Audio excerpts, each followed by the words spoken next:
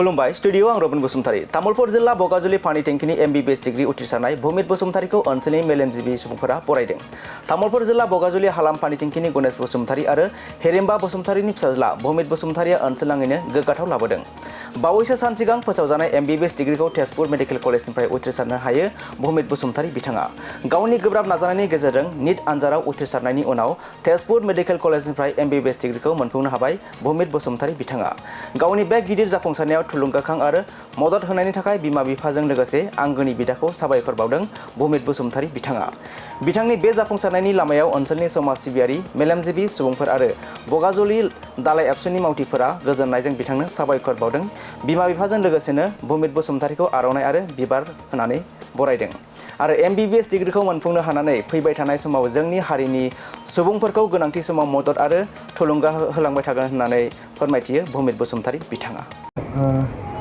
फरायनाया आं उन्दैनिफ्रायनो माबाखामोन एसे आखा फाखाखामोन। आं माने उन्दैनिफ्रायनो फरायनायाव बारा गाज्रि नंखायामोन। स' एक्चुअलि आंना नीटनि बारा माबा गैयामोन, इन्ट्रेस्ट गैयामोन।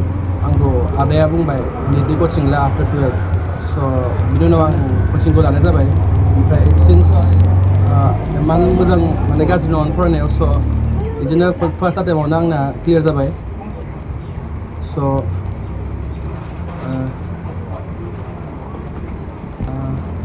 बिराद मोजां मोनदों दालाय माने मोनसे स्टेजखौ पार खालामबाय आं दा। आरो दंबावो गुबुन फिउचाराव बेलेग बेलेग दंबावो। स' आं आंनि बेस्ट होगोन जियानो जाया मानो। आं हायो माने आंनि माने मानसिफोरखौ बा कमिउनिटिफोरखौ सार्भ खालामनायाव आं गिभ माइ बेस्ट। बिनि थाखाय 11-12आव साइन्स कर्सखौ लानांगोन। माने 11-12आव मोनथाम कर्स दं, साइन्स, आर्ट्स, कमार्स। दा बे 11-12आव साइन्सखौ लानांगोन आरो बिनि उनाव कचिंआ अपसनेल। कचिंखौ लाबाबो जायो खिन्थु कचिं लाबाथाय मोनसे एडिसनेल हेल्प जायो माने। स' 11-12खौ साइन्स लानानै जास्ट एप्लाइ खालामनांगौ। माने बिदि गैया जे बेखौ माने कचिं लायाबा नों नीट होनो हाया। नों साइन्स लाबानो नों नीटखौ होनो हायो। नों कचिं ला दाला नों एटलिस्ट एप्लाइ खालामनो हायो। खिन्थु कचिं लाबा मोनसे हेल्प जायो आरो माने आजिखालिथ' कम्पिटिसन लेभेला बहुत टाफ। स' कचिं लाबाथाय हेल्प जायो।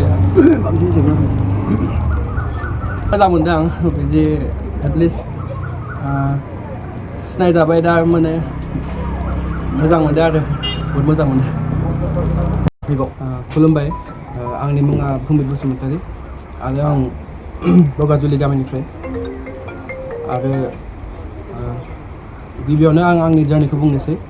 आं स्कुलिंखौ डन बस्क' स्कुल कुमारघाटनिफ्राय खालामदोंमोन आरो HSखौ आं पायनर एकाडेमि बर्मानिफ्राय फरायदोंमोन। बिनि उनाव आं बोसोरसे ड्रप दोननाय जादों। आं बे कचिंखौ माबायाव लादोंमोन, LN career institute of Guwahati. बेहाय लाबाय बोसोरसे। बेनि उनाव नीटखौ एप्लाइ खालामबाय।